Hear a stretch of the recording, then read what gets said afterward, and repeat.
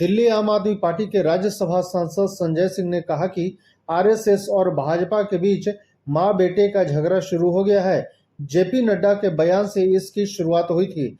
JP Nadda ने कहा था कि अटल जी की भाजपा को आरएसएस की जरूरत थी, लेकिन मोदी जी की भाजपा को आरएसएस की जरूरत नहीं है। इसलिए चुनाव परिणाम भाजपा के पक्ष में नहीं आई और 241 सीट पर रुक गई।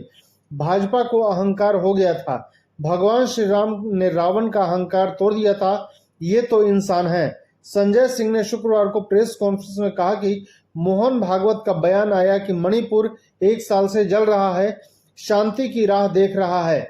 फिर बयान आता है कि संघ का स्वयंसेवक अहंकारी नहीं होता। इसके बाद आरएसएस के इंद्रेश कुमार का बयान आता है कि अहंकार के कारण जनता ने सबक सिखाया। ये बातें साबित करती है विपक्ष के मुद्दे 100% सही थे। जब मैं मणिपुर के मुद्दे को संसद में उठाया तो मुझे निलंबित कर दिया गया। मैंने कई रातें संसद के परिसर में गुजारी। उस समय मोहन भागवत बोलते तो सरकार को कार्रवाई करनी पड़ती। पिछले 10 वर्षों में भाजपा के अहंकार के कई उदाहरण दिखे। उन्होंने कहा, ये लोग विपक्ष को कुछ भी बोलते रहे और राजनीति में भाषा की सारी मर्यादा पार कर दी। विपक्ष को जेल में डाल दिया। अहंकार की सीमा तब पार हो गई जब उन्होंने गाना बनाया तो राम को लाए हैं, हम उनको लाएंगे। मोहन भागवत, इंद्रेश कुमार को इस पर सवाल उठाना चाहिए था।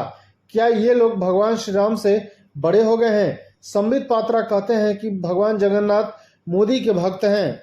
वहीं जेपी नड्डा ने कहा कि मोदी देवताओं के देवता हैं, तब अहंकार नहीं दिखा। खुद प्रधानमंत्री मोदी ने कहा कि मेरा जन्म बायोलॉजिकल नहीं हुआ है, मैं तो अवतार हूँ। इससे बड़ा अहंकार क्या हो सकता है? स्वयंसेवक इस अहंकार को बर्दाश्त कर रहे हैं। जो स्वयंसेवक भाजपा में हैं, उनसे अपील की जाए कि वह नरेंद्र मोदी के विरोध में आ जाएं। संजय सिंह ने कहा कि 720 अंक पाकर 67 बच्चे टॉप कर रहे हैं। क्या ये संभव है? यानी कि एक जगह सारे उत्तर तैयार किए गए, उसके अनुसार परीक्षाएं हुई, सभी को बराबर अंक मिल गया और सभी टॉप कर गए। एक ही शिक्षण संस्थान से 6 बच्चे टॉप कर गए। किसी को 719, किसी को 718 और किसी को 717 अंक मिले हैं। नीट परीक्षा के नियम है कि यदि कोई प्रश्न छोड़ते हैं तो अंक घट जाता है। इससे साफ होता है कि नीट की परीक्षा में घोटाला हुआ है।